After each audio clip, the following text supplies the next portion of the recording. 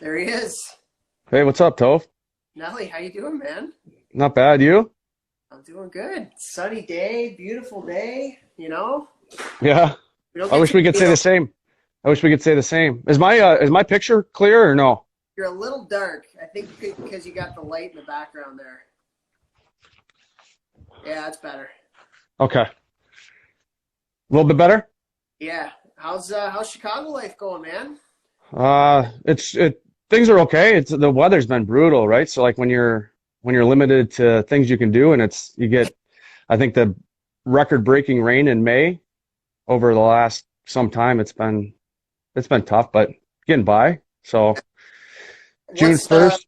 what's the status with the rinks and stuff? Are you guys allowed in the rinks yet, or what's going on there? Yeah, I was just gonna say, so June 1st is I know Glacier opens up. I actually saw your dad today at Glacier. Went in there and talked to Schneids a little bit. My home rink, Mount Prospect, opens up June 8th. Crystal Lake Ice House is opening up June 1st, I believe as well. So, but there's a lot of restrictions, man. It's the rules and the regulations. It's like kids have to come to the rink dressed and no parents in the stands, which isn't necessarily a bad thing sometimes, but um, you know, with 17 kids, three coaches. So, I mean, we're going to start. We have our first camp June 15th through the 17th, which is a 3-day camp, which is mites and squirts. So obviously, I had to close it off right away as soon as Mount Prospect sent me those guidelines. Yeah. But I mean, I think as June goes along, I think Pritzker's gonna loosen things a little bit, and as soon as he loosens them, everyone follows suit, right? Yeah. But I think Illinois is probably one of the last states to be in the situation that we're in. It's been whatever it is, what it is, right? So Well, just I'm do in what New you York. can. So I'm in that same boat. We're gonna be last on everything, pretty much opening up. So it is what it is. Right? Yeah. So, well, good stuff. So, for everybody that follows me, give a little introduction to Justin Nelson here. He's a skills coach out of Chicago, and we used to do some stuff together. God, that would have been what, like 10, 15 years ago now. At Yeah, it's been a while. Yeah. And so he does an awesome job with a lot of players out in the Chicago area. His company is Above and Beyond Hockey. And what year would you have started Above and Beyond there? So I've been in Chicago probably going into my 12th year, I would say. But so I had two different brands at the time when I first came here. It was Nelly's Power Skating and Skills, and then Above and Beyond Hockey was the junior college and pro guys. Okay. But I thought it made sense from a business standpoint just to merge everybody under the same umbrella. So Above and Beyond's been going pretty strong for I would say the last 4 or 5 years here. Nice. That's awesome, man. Well, I'm ready to talk some skill stuff with you. What do you say? Should we get her going? Yeah, for sure, for sure. All right. So the first question I have for you is, you work primarily with group. You've done teams. You do individual stuff. You do group stuff. When you're thinking about doing maybe something with an individual or more small groups type stuff, how do you go about preparing maybe like individual plans for kids when it comes to their skill development? That's a good question, right? Like I think, Tope, I think it all depends on the age, right? Like, I've got and let me know if my screen goes too dark here. Well, I yeah, you're think dark. I think it depends a lot on, the level the kid's playing, right? Like, and I know you sent me a message that you wanted to talk about skating, but I think skating right now is the thing that's going to separate players from moving on to the highest level. So just making sure that the kids have the good skating foundation, right? Obviously, Wayne Gretzky made that famous quote, if you can't skate, you can't play. And, I think you're seeing that more now than ever, right? Like you watch a guy like Connor McDavid, who's extremely talented, but he's extremely fast, so, but in terms of kids, I think you want to provide a good foundation and give them tools that they can, you know, do when you're not necessarily on the ice with them as well. So I guess to answer your question, it definitely depends on the individual, right? But anytime I'm on the ice, skating is the most important focus that we have. unless you have a rink in your backyard, you're not really going to be able to work on your skating, right? Anybody can grab a puck at home or in a stick and work on their shooting in their basement, their stick handling in their basement, or, passing and the other skills. So, I think skating is primarily the biggest focus that we work on with, really, whether you're beginning to play the game or you're playing in the NHL, because being at the rink, like, you want to utilize that ice, and that's when the skating comes in. Yeah, and when I watch, because you do a lot of stuff on Instagram, so you put a lot of your drills up and stuff, and one of the things that I notice when it comes to skating is you do like a lot of high-speed edge stuff. So you're like always getting kids almost like out of their comfort zone on their edges. Is that something like a big focus for you when it comes to skating? Yeah, I mean, and I'm sure you've had coaches that'll tell you stops and starts when you're playing, right? Like the game is your first 3 steps, your acceleration after a stop and a start, that's going to determine if you're getting to that loose puck in the corner or not. So inside edges, outside edges, are extremely crucial, whether it's balance, power, agility, your acceleration, your transition. So, and that's one thing that I always ask kids, right? Like, most of the time kids are really strong on their inside edges, but once you start to get them on their outside edges, like you said, you want to get them out of their comfort zone. But if you think back to the last practice a kid had or the last shift that they played, you're on your outside edges just as much as you're on your inside edges, right? So it goes hand in hand. Like, you gotta, if you're going to be strong you have to be strong on both edges. So it's crucial in terms of getting those kids outside their comfort zones and, really. They don't want to do very much, do they? Like, they're very, very comfortable in their comfort zone when it comes to skating. Like, I always feel like every time especially with the younger kids, I have to call them all in at some point and ask them, okay, how many kids fell? No, exactly. Right. Your hands, like, well, I need you to fall here, get going. Like, it's okay. Yeah. Getting outside your comfort zone. It's like I got a 4-year-old little girl, right? Like, it's like riding a bike. Like, she wanted me to take the training wheels off, this last couple weeks, and I told my wife, I'm like, no way am I taking the training wheels off her bike right now, because the last thing I want to do is go spend time in the ER, especially in the situation that we're in, right?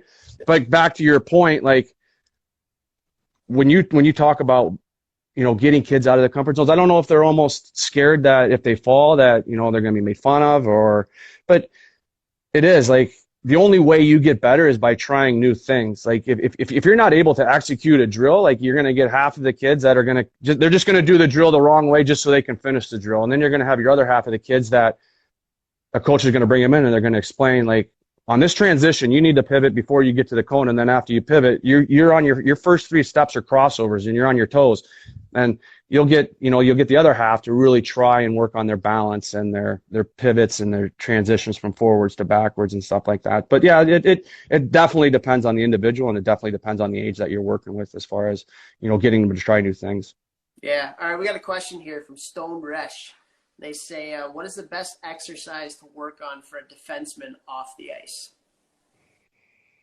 Oh, that's a good question. I think a big thing to work on especially with D-man, is like hip mobility, because you're always pivoting, always you're back and forth, pivoting on your inside, especially on your inside edges, like when you're going to retrieve pucks and stuff like that, backwards to forwards or forwards to backwards. So like hip mobility, I think that's huge for any hockey player, but especially defensemen. So finding ways to make those hips stronger and more flexible, I think is huge. For sure. And, like, just going back to it's going to be hard. I don't know the kid who asked the question, the person that asked the question, I don't know if they're in off the ice, if they have inlines too, right? So, Mars blades, I've got a set of Mars blades, and a lot of the guys that I work with currently, they've went out and reached out to Mars blades, because that's really the only thing that's the closest thing you can be to skating when you don't have a rink to skate at. But, and if the person who asked the question doesn't have inlines, I think agility ladders to an extent can be a really good tool for footwork as well. Just in your balance and your agility and just your quick feet. So I've been doing a lot of agility ladders, especially for the younger kids. I think that's one way to really break things down for the kids and kind of help them get out of their comfort zone. I mean, you've got some trainers that frown upon agility ladders, but in terms of, let's face it, if you're in your skates, and you're working on quick feet, you're crossing over, like that's when you get the agility ladder involved, and you can kind of do some of those drills, at a quicker pace or at a slower pace, or break them down and work on the details. Yeah. And the other thing too, somebody kind of asked a question similar to this. He says, what stretching do you recommend for defense? I think when it comes to skating, even your stride, like flexibility is so big when it comes to having a good stride, because you want your stride as long as possible typically. And the more flexible you are in your hips and your groins and your abs, the longer you'll be able to go with your stride too. So yoga for me, like the year between my senior year at college and my first year at pro was the only summer I actually like committed to yoga, like legit committed 2 to 3 times a week, every week for 3-4 months, whatever the off season was. And my skating was never so good in my entire life and it was a lot because of my hips and groins. Like they just felt so good because of that. So I'm a big yoga when it comes to stretching, because it's not just stretching, it's the breathing and it's the mindfulness and all that kind of stuff. So I think that's huge. For sure. I agree with that 100%. And, just to go back to the couple of the guys that are asking those questions, I think one of the best skating defensemen in the NHL right now is Nick Leddy. When he was here for the Hawks and stuff like that, like just he's so powerful and so efficient, but like, going back to the quickness, you watch his stride, like there's nothing quick about it. Like you said, like he's really powerful and he's really efficient, and the flexibility I think plays a crucial part in that. Yeah. So what do you mean? So let's talk about that. You talk about, because you hear coaches all the time talking about have efficient feet, right? Especially when it comes to defensemen. No, he's got to have efficient feet. So what do you think efficient feet is, and how do you teach that to your players?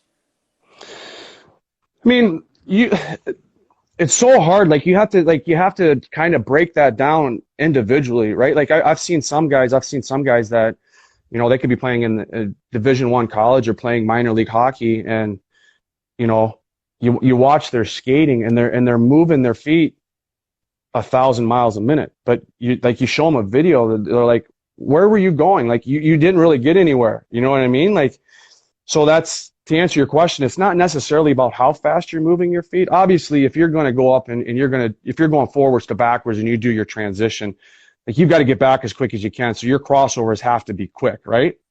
But if you're going from goal line to goal line, and say you had 2 guys that were similar as far as skating ability goes, and you have one guy that, he's just moving his feet as fast as he can, and then you have the other guy that his first 3 steps, 4 steps, his acceleration, he gets going. And then you really emphasize on that long stride.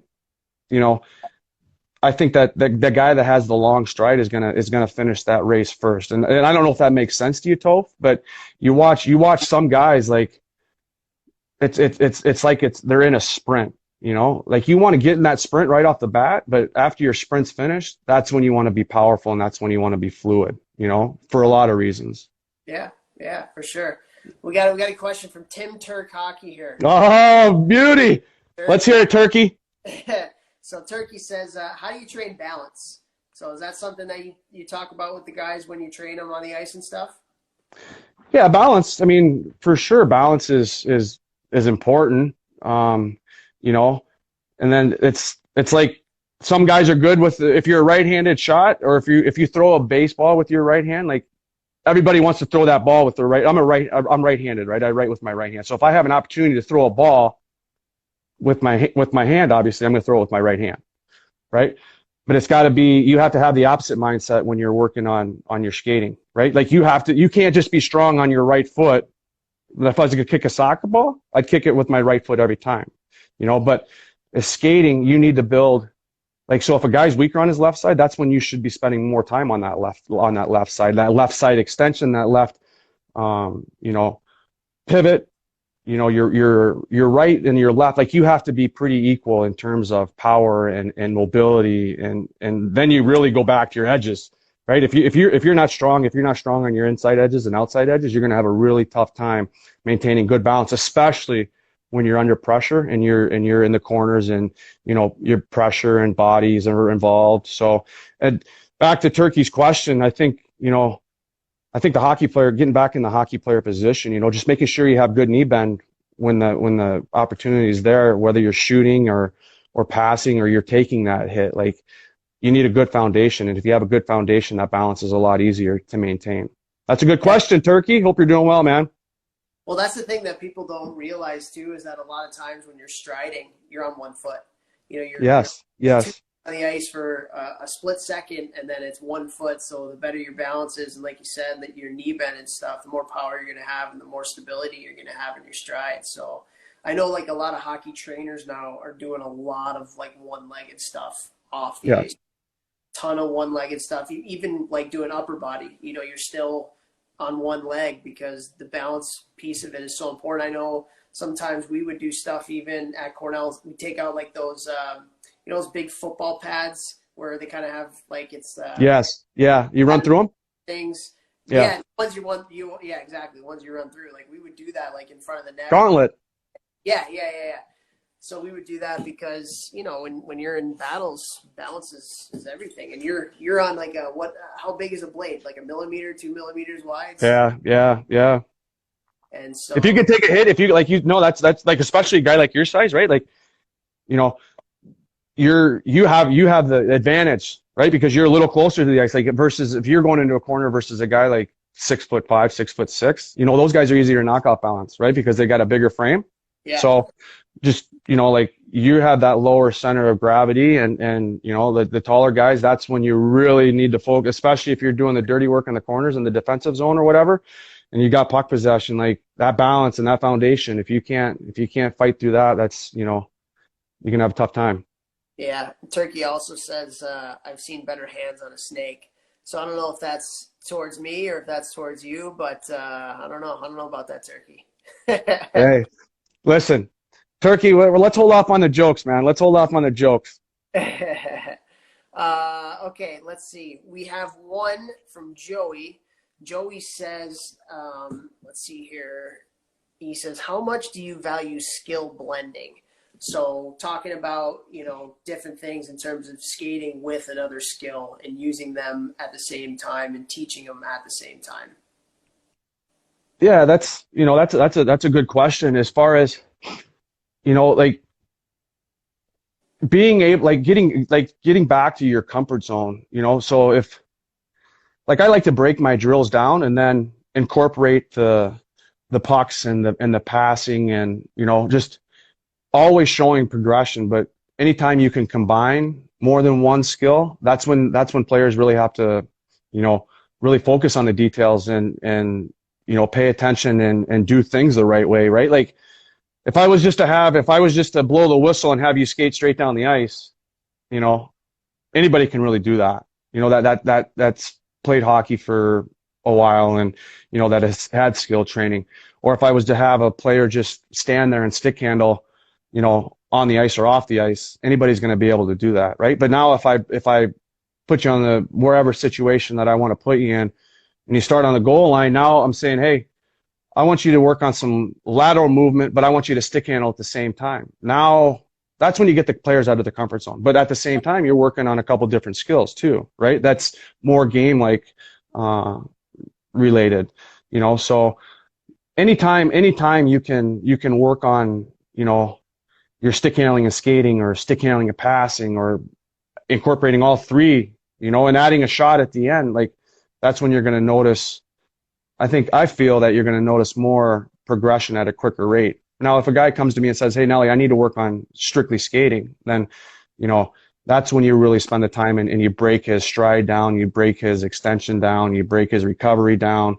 If you got a guy that wants to work on his stick handling, that can be done on or off the ice. But I think that it's important, obviously whatever you're trying to accomplish, but the more skills that you're working on at the same time, I think you're going to get out of your comfort zone a little quicker and you're going to be able to, incorporate more game-like situations. But saying that, there is definitely nothing wrong to work on a specific skill, right? Like, and now, Toph, you know that you have coaches that they specialize in you. Like, I know, like Turkey, he's a shooting coach, right? You know, I know a lot of guys that are skating coaches. You know, you got guys that are strictly stick handling coaches. You know, if I was to focus on one thing, if I would just say that I was the best knowledge that I have would be skating, but you know, it's just trying to incorporate all those, and you know, everybody's gonna have several coaches throughout their playing careers. Just take what you think can relate to your game the best from each coach, and just, you know, put that all together. But that's a good question. Yeah, we used to say, it was funny. So when we were recruiting, the guy that I worked with at Cornell, Benny Sire, he used to ask, can he walk and chew gum at the same time? Right. So some kids can walk, some kids can Yeah. some kids can walk and chew gum at the same time. So being able to you know, use all the different skill sets that you have together. And one of the things a lot of coaches talk about now too is like not just the technical, which is kind of what you're talking about, with this, you just break one certain thing down, but the tactical too. So how can Yes. you use those specific skills in certain situations that you're going to have in a game? So maybe for a defenseman, it's getting off the blue line to take a rush. Or going back to get a retrieval. For a forward, maybe it's a cutback. Maybe it's an entry where you're cutting in the middle. Like there's so many different ways that you can build in like a tactical element to what you're doing rather than just focusing on the skill itself. And do you feel like some coaches, that's kind of the way that things are going nowadays too? Yeah, I mean, it honestly, Toph, I think, and I see it all the time that at the youth level, and you know, you get a lot of coaches that even at the mite level, right? Like the first thing that they want to do is, okay, our first week of practice is going to be conditioning, but then when our conditioning's done, we're going to get right into power play and penalty kill. And I'm just like, teach the kids the skill development first, right? Like, and you're seeing that. I think you're seeing that even more and more in the NHL as well too, right? Like, it's not necessarily about X's and O's anymore, right? It's about what you can do individually. You know, because you break the game of hockey down, it's one-on-one battles anyways, right? If you're 5-on-5, if both teams are full strength. So even in you know, at the professional level, it's guys they have more free reign to do what they want to do. Does that make sense, Toph? Yeah. Yeah. I mean, even the NHL is a development league. It's Exactly. so much younger, and you're seeing all these teams now with the salary cap. Because of the salary cap, teams have, especially the teams like the Torontos and the Chicagos, they're spending a lot of their money now on development coaches. Yeah. Yeah. That's a way that they can get a competitive advantage. So they're with the AHL team all the time. They're with the Yes. all the time. They're with the NHL team all the time. Even you look at a team like Toronto, they're built around their younger players. Most teams now are built around their younger players. And Yeah. if you guys aren't getting better, then you're screwed, because you need those Yeah. guys. You need those guys to win. So yeah, I agree. I mean, the development aspect of it is such a big piece of it. So it is kind of head scratching. You see all these NHL teams, how much money, millions and millions of dollars they're pouring into the individual skill stuff. And then you, like you said, you walk into a rink and you see a mite coach drawing up a power play on the board, and you're just like, Yeah. oh my gosh, what's going on here? And that's like the education, you know, for parents and coaching is, I think it definitely needs to change a little bit, but you're not going to, like, you know, you go back to walking and chewing gum at the same time. There's no way you're going to have a successful power play, or no way you're going to have a successful penalty kill if your kids can't skate, they can't make a pass, and they can't stick handle, right? Like, sometimes I think that the mentality is almost a little bit backwards, you know, because you have to focus on yourself individually. And then as, you know, as the individuals get stronger and they develop together, that's when you can start, you know, putting everybody in the same category and trying those things in the, you know, your 2-on-1s or your 3-on-2s. And then, you know, but you're seeing, like you said, you know, these NHL teams, they have face-off coaches, they have shooting coaches, stick handling, they basically have every skills coach at every, you know, skill development level for their AHL guys, NHL guys, and East Coast guys. So I think coaches really need to see that how valuable that is, and start relating that to the kids and the youth teams that they're coaching. Yeah, for sure. Well, Bobby Scott, 26, Oh, there he is. says, Nelly, your daughter is already a better skater than you. Yeah, So, she's in the garage working on her stride right now, Bobby. She's been out there for 6 hours. What do you expect? but we got another question here from Dominic. Dominic says, what can I do to be better at accelerating to get more start explosion? Good question. You know what? I got a better answer for you. So if you go through, I don't know if you follow me on Instagram, whoever asked that question, but I think it was at the beginning of May. I worked on a drill that was working on acceleration. You know, in order to get your speed going as quick as you can, and what I used is I use three sticks. Whether you're using a broken stick or if I'm on the ice, I'll draw a black line. Right, your three steps are very, very important. Like that's your acceleration. You're putting your foot on the gas for those first three steps, and then after you let off the gas, that's when you focus on your long strides. But if you go back through my Instagram account, you can see the things that we focused on, right? And maintaining good balance and a good foundation when you go through those three steps. Like the biggest thing that you need to realize when you're going through those acceleration in your first three steps is maintaining lower position, right? Because once kids start to go, they start to stand up. And well, what happens when you start to stand up? Your legs straighten. And when your legs straighten, you lose what? You lose your power, right? So like I oftentimes fall back to a sprinter, right? You watch the Olympic race or whatever, you watch a couple guys that are getting ready to do their sprint. They made everything goes forwards, nothing comes up. So that's the biggest thing, that when you're working on the acceleration is, and there you have a V start, you have a crossover start, you have several different ways that you can start, but no matter which way you're going to start, maintain that good knee bend. And like I said, everything goes forwards and nothing comes up, right? So you don't want to go from here to here. And I know that was probably a bad demonstration with like a small screen, but just maintaining that good balance. And for the younger guys, what I'll do is I'll stand behind them and I'll take my stick, right? So I would take my stick and basically put my stick right on top of their head, and I would hold it level, and I would say, what I want you guys to do is when you take your first three steps, you maintain this level here with my stick so they don't come up, right? Because as soon as you come up, like I said, you lose your power, you lose your balance, and you know, your acceleration, you're not going to be as good. And make sure you stay on your toes, right? Like you never ever want to be flat-footed when you're going through those first three steps and working on your acceleration. You want to be on your inside edges, on your toes. Yeah, for sure. The way that I like to talk about it is, you know, when you're skating, where are you going? You're going that way. Absolutely. You're not going up. So the Exactly. more you go up, the less you're going that way, because you can't do both.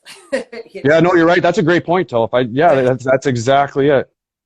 So, and always seems to click a little bit when I say that. And Dominic says, this is Dominic Naples who asked the question, and he loves. Oh, Naples. Yeah, Naples has been doing a lot of our online classes. Great kid.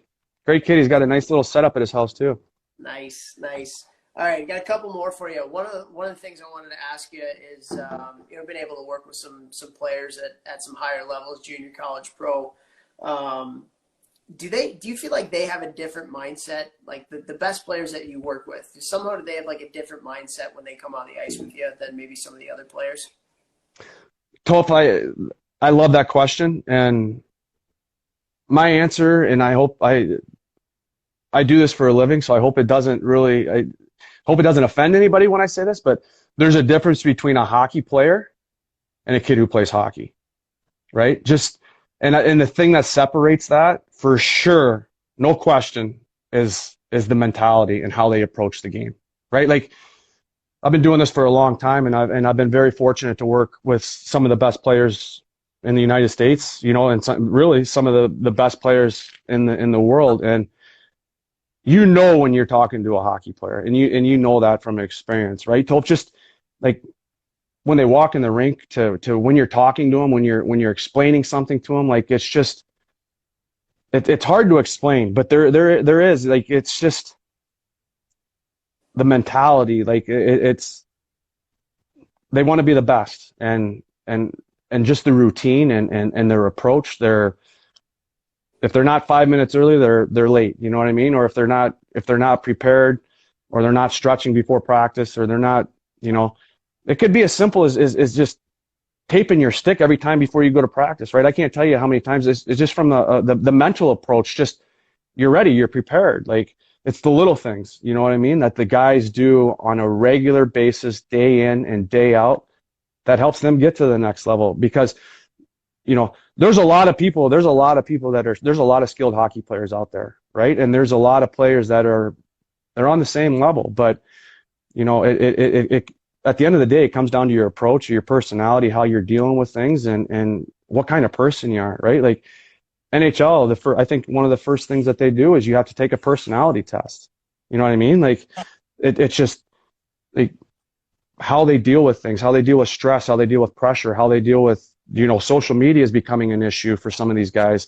You know, it's just the little things, but and they maintain and they continue to do those little things to help them get to the next level. And I love that question, because you'll know when you're talking to a hockey player or a guy that has a future. And I'm sure with your interviews that you've had, like you know, like when you're dealing with someone special. And everybody can, you know, everybody has dreams and goals, and that's the best, and as they should. But it's how quick you want those dreams and those goals to become a realization is what you do and how you get there. Yeah, I always felt the best players that I played with their coach were they were coachable. I think that was one. Absolutely. They're players where when you're telling them to do something and you're giving them feedback, they're looking you in the eye and absolutely. Yes, coach, I'm all right, let's do it. And they're asking questions all the time, and yes. they're the kind of people where you don't have to coach them very much, because you just got to tell them to do something and then they just do it. And maybe they don't succeed the first time, but they continue to keep doing it to the best of their ability. And it's just that mentality of like, I just got to get better here today. And it's good for us coaches too to work with players like that, because they keep you honest. You know, if you don't have a plan and you're not ready to go when you go out on the ice with them, they're like, why are you wasting my time right now? My time is very valuable. I only have an hour on the ice, and I have to use all 60 minutes of this hour. And so as a coach, it makes you be prepared, and it makes you raise your game to the next level, because if you're not there, they'll find somebody else that will.